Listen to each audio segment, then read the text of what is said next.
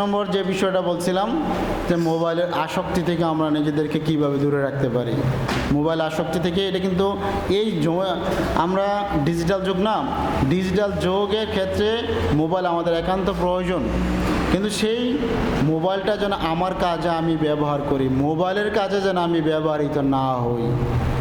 Facebook যেন আমার প্রয়োজনে আমি ব্যবহার করি, ফেসবুক যেন আমাকে ব্যবহার করতে না পারে। এখন সময়টা এরকম হয়েছে, আমাকে ফেসবুক ব্যবহার করে, আমি ফেসবুককে ব্যবহার করতে পারি না। ব্যাপারটা কি এরকম কি না?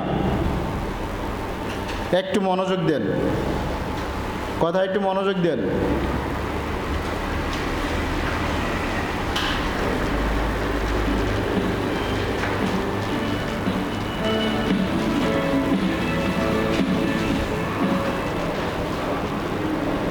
যখনই পড়তে বসি হয়তো ঘুম পায় আর নয়তো মোবাইল নিয়ে ফোটাফুটি করতে শুরু করবি।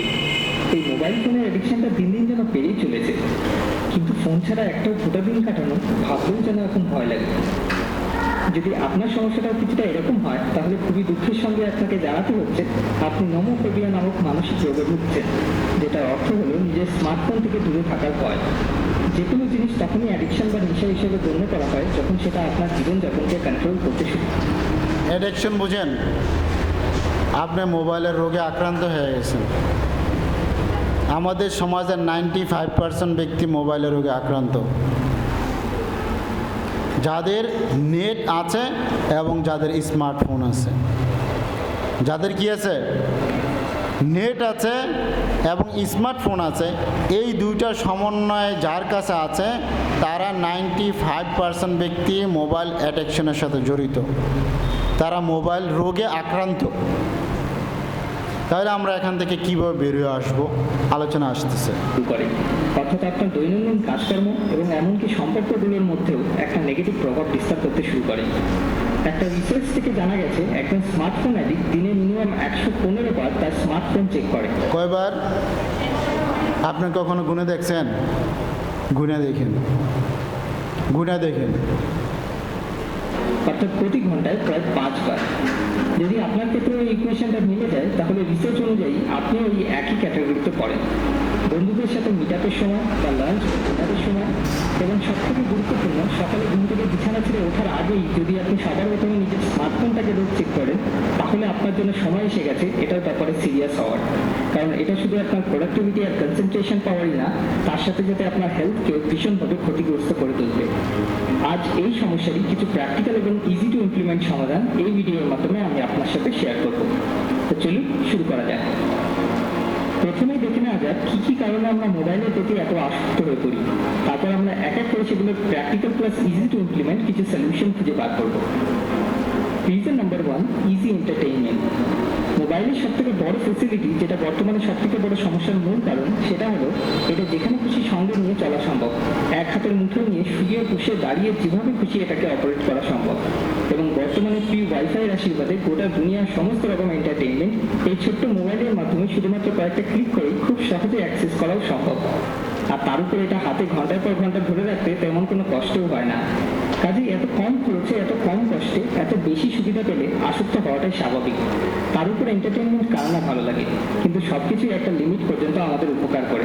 যখন সেই লিমিটের গণ্ডিটা পেরিয়ে যায়, সেটা উপকারের বদলে দিক পাল্টে অপকার করতে শুরু করে। করতে করতে একবার দেখে নিলাম হোয়াটসঅ্যাপে কেউ কোনো নতুন মজার জোকস পাঠালো নাকি, বা খেতে খেতে একবার চেক করে দিলাম ফেসবুকে নতুন কোনো মেমে কেউ ছাড়লো নাকি। যেহেতু এর মাধ্যমে খুবই কম কষ্টে অনেকটা রিওয়ার্ড পাওয়া যায়, তাই এগুলোর প্রতি আমরা খুব তাড়াতাড়ি আসক্ত হয়ে পড়ি। তাই এই ইজি এন্টারটেইনমেন্টের অ্যাডিকশনের হাত থেকে বাঁচতে হলে আমাদের একটা লিমিট মেনটেন করতে হবে। Reason number 2, fake urgency. সকালে ঘুম থেকে উঠে বেশিরভাগই আমরা নিজেকে একটা কমন এক্সকিউজ দিয়ে ফেক আর্জেন্সি বলতে কি বোঝেন? ফেক আর্জেন্সি বলতে কি বোঝেন? ইমার্জেন্সি তো বোঝেন, আর্জেন্ট তো বোঝেন, গুরুত্বপূর্ণ তো বোঝেন। তাহলে সেই গুরুত্বপূর্ণটা ফেক। ফেক কি? অপ্রয়োজনীয়, অপ্রয়োজনীয় গুরুত্বপূর্ণ। আপনি বলেন তো, যদি ফেসবুকের মধ্যে আপনি 1 কোটি লাইক পান, আপনার বাস্তবিক লাইফে কি আসে যায়? বুঝাতে পারেন নাই, বুঝাইতে পারি নাই। অথচ সেই লাইকটা পাওয়ার জন্য মানুষে কত কিছুই না করে, করে কি করে না? এখন সে লাইকটা কোথায় পাচ্ছে? আপনার মোবাইলে পাচ্ছে, আপনার আইডিতে পাচ্ছে, আপনি পাচ্ছেন। আপনার ব্যক্তি ক্যারিয়ারে এটা কোনো ভূমিকা রাখে? অথচ সেই লাইকটার জন্য আমরা কত কিছুই করি, অথচ লাইকটা আমার না। এই লাইকের দ্বারা আমার ব্যক্তির জীবনে কোনো উপকারও হয় না। তাহলে এটা কি ফেক না কি বলে এটাকে রিয়েল? বলেন এটা ফেক না রিয়েল? সম্পূর্ণই ফেক, রিয়েল না। আর একটু উদাহরণ দেই। আপনারা নাটক দেখেন না, সিনেমা দেখেন না? নাটক আমরা খুব গুরুত্ব দিয়ে দেখি, এবং যারা নাটক তৈরি করে বা নাট্যকার তাদেরকে সমাজে উপরের কাতারে মূল্যায়ন করে। যারা সিনেমা তৈরি করে, যারা নায়ক নায়িকা, তারা সমাজের উচ্চ স্তরের 1 থেকে 10-এর মধ্যে একজন। রাইট কইছি না বেরাইট কইছি? রাইট না বেরাইট? আপনি একজন নায়কের সাথে দেখা করতে পারবেন ইজিলি? পারবেন? পারবেন না। অনেক প্রটোকল পাড়ি দিয়ে তার সাথে দেখা করতে হবে। তাহলে সমাজের 1 থেকে 10 পর্যন্ত উঁচু শ্রেণীর ব্যক্তিদের মধ্যে একজন হলো নাট্যকার বা নায়ক নায়িকারা। অথচ আপনি একটু খেয়াল করে দেখেন, যারা সিনেমা তৈরি করে বা যেই সিনেমাটা তৈরি করলো সেটা কি রিয়েল? যে নাটকটা তৈরি করলো সেটা কি রিয়েল? এই সিনেমা এবং নাটকের মধ্যে একটি বর্ণ, একটি শব্দ, একটি অভিনয় বাস্তব? বাস্তব? বাস্তব না, পুরাটাই অভিনয়, পুরাটাই ফেক এবং পুরাটাই ভুয়া। একটা বাস্তব চরিত্রের উপর ভিত্তি করে অভিনয় করে, সে একজন অভিনেতা। অভিনেতাকে মানুষে ভালো নজরে দেখে? ধরেন একজন লোক ল্যাংড়ায় ল্যাংড়ায় হাঁটে, আরেকজন লোক যদি তারে দেখায় হ্যাঁ কীভাবে ল্যাংড়ায় হাঁটলো, এই জন্য হ্যাঁ ল্যাংড়ায় হাইটা হাইটা দেখাইছে, সে কি এটা ভালোভাবে নিবে? নিবে? একজন লোক তোতলায় কথা বলে, এটা দেখা দেখে আরেকজন লোক তারও তোতলায় তোতলায় কথা বলে, তাহলে এটাকে তারা কি অভিনয় করলো না? আমাদের বাংলা ভাষা যেটা বলে ব্যঙ্গানো, ব্যাপারটা কীরকম কিনা? তাহলে তো সে তার অভিনয় করলো, ভালোভাবে নেয়। তাহলে যে নাটকটা তৈরি করলো এই নাটকটা কি সম্পূর্ণ অভিনয় না? 1% বাস্তব না, 1% বাস্তব না। অথচ যারা মিথ্যার উপরে অভিনয় করে, যাদের অস্তিত্ব মিথ্যার উপরে, তারা আজকে সমাজের 1 থেকে 10ম শ্রেণীর মধ্যে অন্তর্ভুক্ত একজন ব্যক্তি। একবার চিন্তা করে দেখছেন, যার জন্ম মিথ্যার উপরে, যার জন্ম বাস্তবতার সাথে কোনো মিল নাই, যার জন্ম বাস্তবতা নাই বললে চলো 1% নাই, অথচ সে একজন সমাজের গুরুত্বপূর্ণ সম্মানিত ব্যক্তি। বলেন আমরা সঠিক কইছি না ব্যাঠিক কইছি? অনেকে সিনেমা দিয়ে কান্দে, কান্দে না? কান্দে কি কান্দে না? আরে ভাই এটা তো অভিনয়, এটা তো অভিনয়। সে যে কাঁদছে রিয়েল কাঁদছে, সে কি সত্যিকারই সে যে মনে করো দুঃখের কোনো ঘটনা, সে কি ওই দুঃখে দুঃখিত হয়ে ওই সময় কাঁদছিল যখন সে অভিনয় করছে? অথচ আপনি তো ঠিকই কাঁদতেছেন। তাহলে এরকম ডাহা মিথ্যা, চরম মিথ্যা, 100 থেকে 100% মিথ্যা নিয়ে যারা কাজ করে তারা আজকে সমাজের মধ্যে প্রতিষ্ঠিত ব্যক্তি।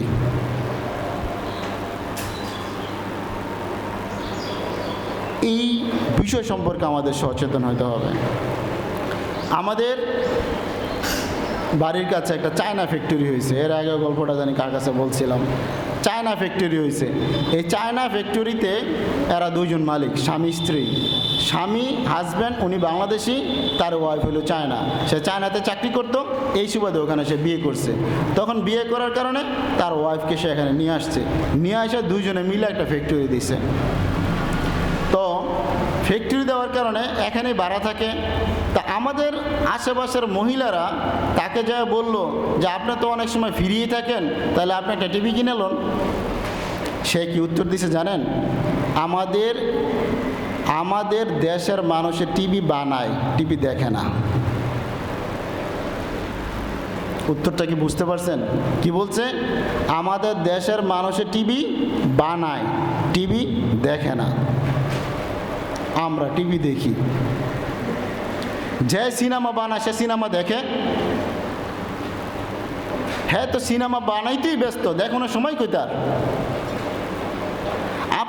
আপনি মোবাইলের মধ্যে একটা ভিডিও দেখেন না, ধরেন একটা টিকটকই দেখেন না, এই যে টিকটকটা যে বানায় হ্যাঁ দেখে। তাহলে একটা টিকটক যদি আপনি কি করলেন, আপলোড দিলেন, 1 কোটি 2 কোটি 3 কোটি ভিউ হইল, 3 কোটিকে হ্যাঁ নিজে দেখছে? 3 কোটি পর হ্যাঁ নিজে দেখছে? দেখে নাই। কারা দেখছে? অন্যরা দেখছে। বানাইছে কজনে? একজনে। হ্যাঁ না, একবারই দেখছে। ইভেন কি দেখাও নাই আপলোড দেওয়ার পরে? সে দেখছে আপলোড দেওয়ার আগে, নিখুঁতভাবে বিশ্লেষণ করছে কোনো ভুলভ্রান্ত আছে কিনা, সমাজে এটা খাইব কিনা, সমাজের মানুষের কাছে গ্রহণযোগ্যতা পাবে কিনা, আমার এখানে এটা মানুষের এইটা আমি যদি দেই তাহলে মানে কি পরিমাণ ভিউ হতে পারে, এই সমস্ত সম্পর্কে সে অ্যানালাইসিস করছে, দেখছে, বুঝছে, বানাইছে। কখন? আপলোড দেওয়ার আগে। আপলোড দেওয়ার পরে সে আর দেখছে? দেখে নাই। সে দেখে নাই, অথচ ছাইরা দিছে সে, কিন্তু কোটি কোটি কোটি কোটি মানুষে দেখতেছে। তাহলে মনে করেন সে কি করলো, 3 মিনিটে একটা টিকটক ছাড়লো, কত? ধরেন 5 লাখ ভিউ হয়েছে। যোগ করে দেন তো মানুষের জীবন থেকে কত ঘন্টা নিয়ে নিছে। 5 লাখ যে ভিউ হইল, মানুষের জীবন থেকে টোটাল সময় কত সময় নিয়ে নিছে? হ্যাঁ, বানাইছে একজনে, সময় নষ্ট করছে লাখ লাখ মানুষের। আমি বলতে চাই, আপনি দর্শক হওয়ার প্রয়োজন নাই, আপনি নির্মাতা হন। আমি বলতে চাই, আপনার অ্যাক্টিভিটিস, আপনি যেন অ্যাক্টিভিটিসের উপর ব্যস্ত থাকেন, দর্শক হিসাবে ব্যস্ত থাকা দরকার নাই। আপনি বসে বসে ফেসবুকে মানুষের লাইক, শেয়ার, কমেন্টস করার দরকার নাই। আপনি সমাজ উপযোগী, ধর্মীয় উপযোগী, সমাজ সচেতনতামূলক অ্যাক্টিভিটি আপনি আপনার ফেসবুকে আপলোড করেন, ওখানে আপনি সময় দেন। যার কারণে সমাজের পরিবর্তন ঘটবে এরকম ভিডিও তৈরি করে আপনি আপলোড দেন। আপনি বসে বসে মানুষের ভিডিও দেখে সময় নষ্ট করেন না। যে ব্যক্তির ভিডিও দেখতেছেন সে কি আপনার মোবাইল কিনে দিছে, এমবি কিনে দিছে, বিদ্যুৎ বিল দেয়, আপনার সময়ের মূল্য দেয়? আপনি যে তাকে দেখতেছেন, আপনার থেকে যে একটা টাকা সে ইনকাম করে নিচ্ছে, এর বিনিময়ে সে আপনাকে কি দিচ্ছে? আর আপনি তো তাকে সব কিছু দিয়ে দিচ্ছেন। আপনার সময় দিচ্ছেন, আপনার কি বলে আপনাকে দামি মোবাইল এখানে ব্যবহার করাচ্ছেন, বিদ্যুৎ বিল দিচ্ছেন, আবার টাকা দিয়ে এমবি কিনছেন, সব কিছুতে আপনি তাকিয়ে দিচ্ছেন। আপনি কি পাইছেন? এই জন্য বলি, সচেতন হন, সচেতন হন, এই জায়গা থেকে বেরিয়ে আসেন। এখানে একটা ভিডিও আছে, এক ইন্ডিয়ান ব্যক্তি, উনি মূলত বিভিন্ন সময় কি বলে বিভিন্ন কথাবার্তা বলে মানুষকে সচেতন করে। সে কি বলছিল জানেন? কি বলছিল জানেন? টিভি আছে না, বলতেছে টিভি झूठ का दाब्बा है उसको गौर से फेंक दो। হিন্দি ভাষা বলছে টিভি হলো কি একটা মিথ্যার বাক্স, এটা তুমি ঘরের থেকে ফেলে দাও। ভাই, টিভি কি সত্যের বাক্স? কোনো সিনেমা সত্য? কোনো নাটক সত্য? তাহলে এটা সত্য হলে কিভাবে? তাহলে হ্যাঁ যে বললো যে টিভি একটি মিথ্যার বাক্স, এটা তুমি ঘর থেকে ফেলে দাও, এটা তোমার সময় নষ্ট করা ছাড়া তোমার লাইফে কোনো উপকার আসবে না।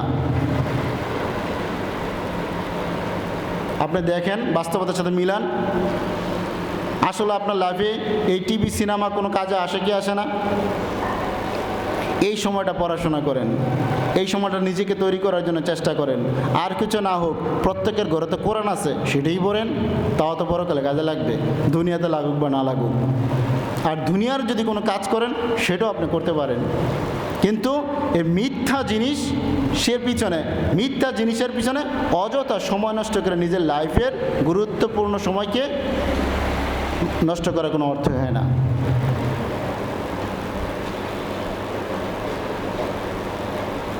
আমি কি বুঝাইতে পারছি? তাহলে আমরা ফেসবুক দেখি না, ফেসবুকে আমাদের উপকার না ক্ষতি? কিছু কিছু ক্ষেত্রে উপকার আছে। আমি বলি ফেসবুক আপনি ব্যবহার করেন, আপনাকে যেন ফেসবুক ব্যবহার করতে না পারে। কারণ আপনি ফেসবুক কীভাবে ব্যবহার করবেন, যেমন ধরেন আমি আমার ব্যক্তিগত কথা বলি, আমি এই কথাগুলো ভিডিও করতেছি কেন? আমি এটা ফেসবুকে আপলোড দিব, আমি ফেসবুকে আপলোড দিব। আমি যদি ফেসবুকে আপলোড দিই তাহলে 500-1000 লোক আমার কথাটা শুনবে, এই জন্য আমি আপলোড দিব। আমি যদি ইচ্ছা করি তাহলে 500-1000 লোক যদি আমি এখানে জড়ো করতে যাই, আমার খরচ কত? খরচ হবে কি না? আর আমি এমনি ডাকলে কি আসবে? মাইকিং করতে হবে, বলতে হবে, আকর্ষণ করতে হবে, তারপরে তাদেরকে সংগ্রহ একসাথে করতে হবে, এরপরও আবার কিছু আপ্যায়ন করার ব্যবস্থা না করলে আসবে না আমার কথাগুলো শোনানোর জন্য। কিন্তু আমি যদি এই যে আমাদের প্রয়োজনে যে কাজটা করতেছি, আমাদের শিক্ষা প্রতিষ্ঠান মানানোর জন্য শিক্ষকদের প্রশিক্ষণের যে কাজটা আমরা করতেছি, এইটা